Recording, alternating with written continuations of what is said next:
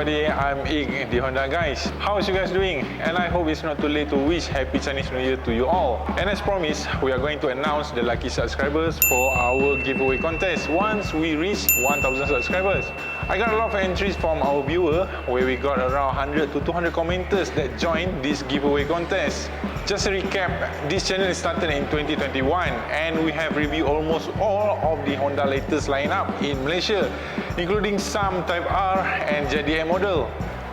And for this year, I'll be looking to cover more Honda content, be it JDM Classic or even an older car model. And this also will include Honda motorcycle as well. So if you want me to review your car or your rare Honda vehicle, please do contact me through our Facebook page. Link is in the description section below. Okay, without wasting time anymore, let's do the lucky draw now. And may the luck be with you all. Inside here is all the names that join our giveaway contest. And I will choose one of the lucky subscribers from this box.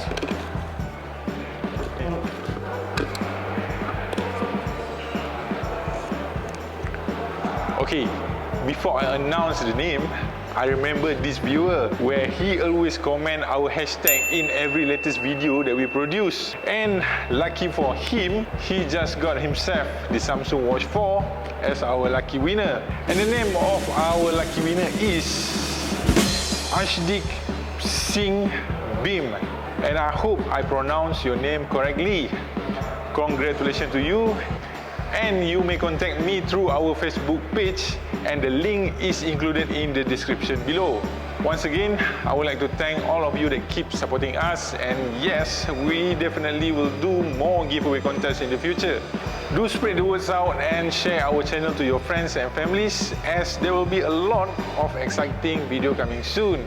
I'm Ig, the Honda guys, signing off from this week's video, and congratulations to Ashdeep Singh Bim for winning the Samsung Watch 4. Also remember to like, share and subscribe to this channel as well. Once again, we are the Honda guys. We are all about Honda. See you guys next time. Bye bye.